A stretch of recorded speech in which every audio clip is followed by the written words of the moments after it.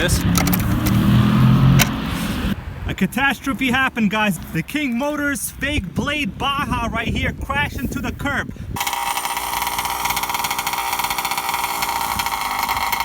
This time.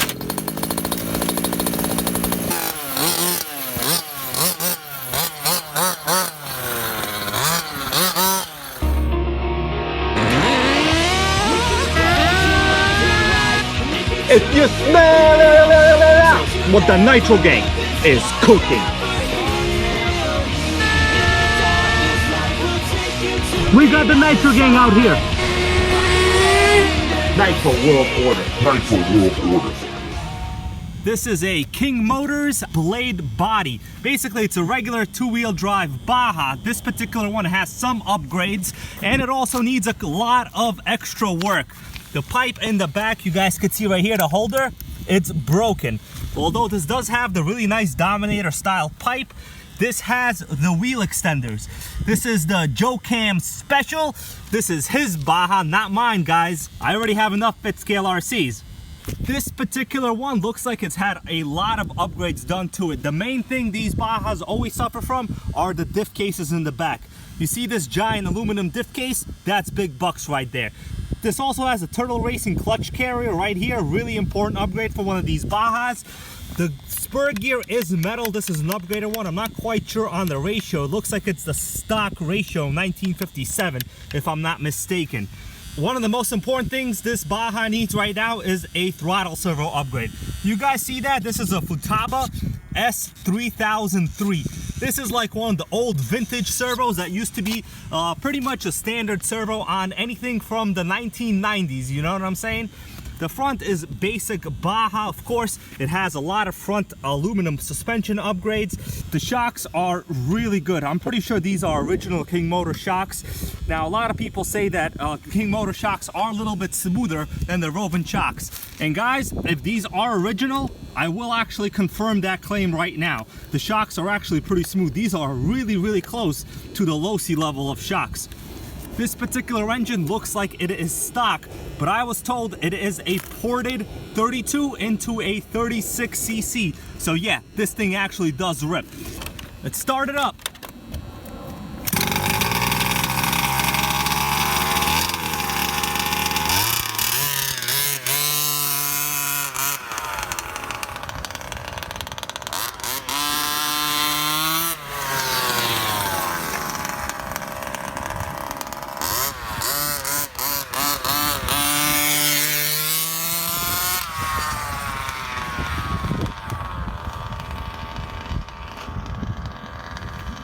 A catastrophe happened, guys. Did you see that on the video? The King Motors fake blade Baja right here crashed into the curb.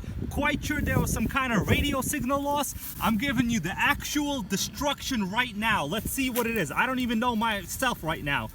Oh man, the suspension arm. Yep, suspension arm is cracked right over here. So, you know what? This is one of those cases I always talk about. Whenever you have a lot of aluminum suspension parts in the front, you know, you're gonna have problems with all of your plastic parts in the front as well. What's this piece? Yeah, this looks like the bottom of the housing for the suspension parts right here. You guys see this ball end right here? It's supposed to fit like that. And it's basically just busted. Not the end of the world. I know Joe Cam has a lot of these parts, but I personally just don't like a lot of these front suspension aluminum components, other than, of course, shock towers and stuff like that that is on the main chassis of the car. In this case, as you would expect, the weakest part here gave way. This is probably a relatively old RC here. I'm not quite sure if this is one of the first early King Motors designs, but it probably is. And, you know, I'm not going to blame the RC here too much. I'm probably just going to blame one of the factors of, you know, the weakest parts are going to fail. I just had a consultation with Joe Cam, RC guru master of the fit scales. He told me he's a terrific driver. It's a damn radio. Not quite sure if the spectrum here is to blame. This is one of the lower end models, but we do have some destruction over here. I gotta go over the entire electronic system of the car. I already don't feel comfortable with the fact that the kill switch on the car is busted. I had to use the choke to shut this down just now. The servo for the throttle is like a 20-year-old vintage servo. I might like vintage Nitro RC trucks, but you do not want a vintage throttle servo in one of these. These things are big bucks, but I am the RC Nitro guru historian and I am gonna fix this. Yeah, I'm gonna edit out all the dumping they said. Behind the scenes. We're gonna test the compression on this old Bengonzoni motor. I mean, look into this thing. It's Italian, it rhymes with macaroni, makes me a little hungry. But what really matters is the compression. We should be seeing at least 90 or above. If you see a reading under 90 on a motor, that means you need a rebuild. It's worn. On my brand new Rovens, I did see about 130 or more PSI. Let's see what this is.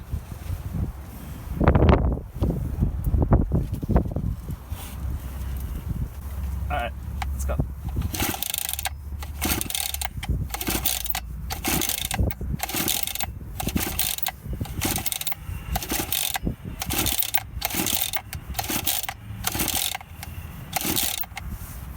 All right, guys, the Bengonzoni got almost 120 PSI. I would say this is about 110. That is a good sign. We have high compression. Now, the owner did tell me that he did put a couple drops of after-on oil because he wasn't sure on the condition of the cylinder, so there is some oil in it. That tends to raise your compression a little bit more than you would honestly have after a run. So this right here is a Team Losi DBXL, a fit scale gas RC. We're gonna do a speed test right now. I have my Dynamite speed meter here in the front. In terms of drivetrain, this is running the stock 23cc Dynamite engine, and it has a Dominator pipe and an upgraded Savox servo, also running a LiPo for the electronics. With the body removed, we could see the guts of the car. It's running the stock 23cc Dynamite engine, and if you notice, it has a K&N Losi filter here in the front. Now, this is what they call a not very good upgrade, and I know many of you might argue with that, but in general terms, it's better to use foam filters here. These are washable, but they just do not do a good enough job of filtering the small little particulates that these things get exposed to all the time. Now, if you disagree with me, put it in the comments. I'll argue with you. This platform is one of the most early Team Losi fit scale platforms. If you notice, the drive shafts are mounted on a pretty steep degree, angle here. The newer Team Losi 5T 2.0, the center drivetrain is a little bit more towards the center. As you look from the top here, it's literally like, crooked. Now, that creates a lot of extra stress on the drive cups in the back and the front and the diffs. Easy start, that was good.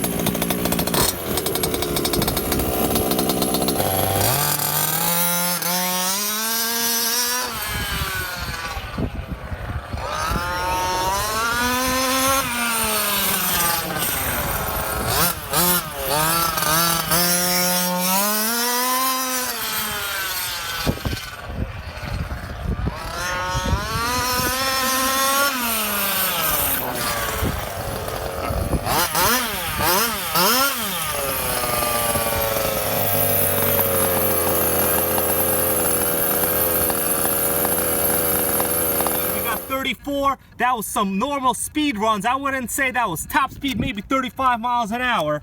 Joe Cam's a very conservative driver, but you know what? 34 from a stock 23cc Dynamite engine, that's honestly already about 6 miles an hour better than my pretty much terrible Red Cat Rally XR. And now I'm gonna demonstrate to you one of the main issues with Losi DBXL. Of course, not just this body style, but all of these have it. It's a loss of front wheel drive, usually attributable to a loss of a drive pin in one of the connections, usually a diff cup or an axle. We're gonna start her up right now. You're gonna notice that it has only rear wheel drive. Now, since this is a 3-diff setup, when you lose any of the front or rear, you got no power at all, basically, this time.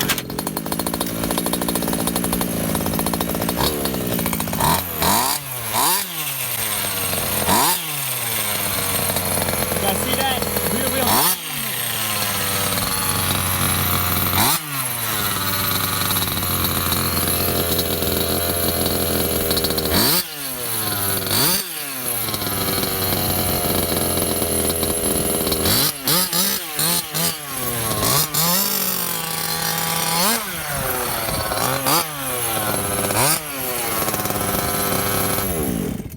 So that's what it looks like when you lose one of the drive axles in a 3-diff setup type of RC. It still moves, but barely anything at all. At first I thought it was the clutch that was bad, but these Losis are known to lose drive pins or something in the diffs or the drive cups all around. It's getting no power to the front at all. As you saw, the rear wheels were spinning. This is fairly a common problem in the Losi system. If you guys know, Kraken Vekta 5 getting broken in right now. If I can find the choke. Yeah, if we can find the choke, you gotta find that choke, you know?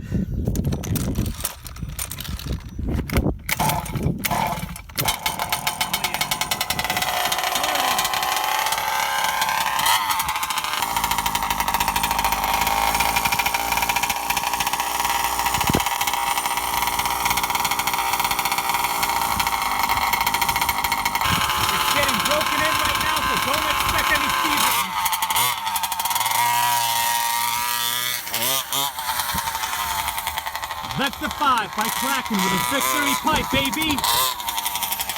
Break and run!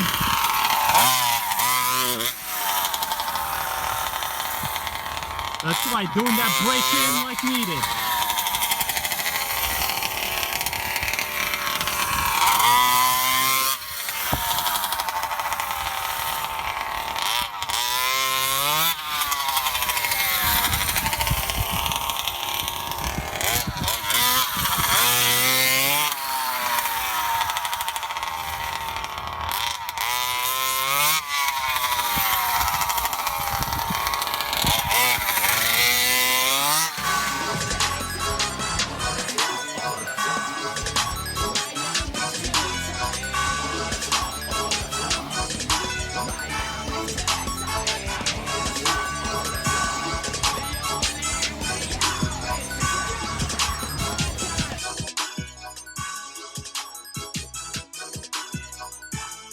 If you smell what the Nitro Gang is cooking. Your girl so fine, but her breath is like, ooh. She says she wanna dance, but she don't know how to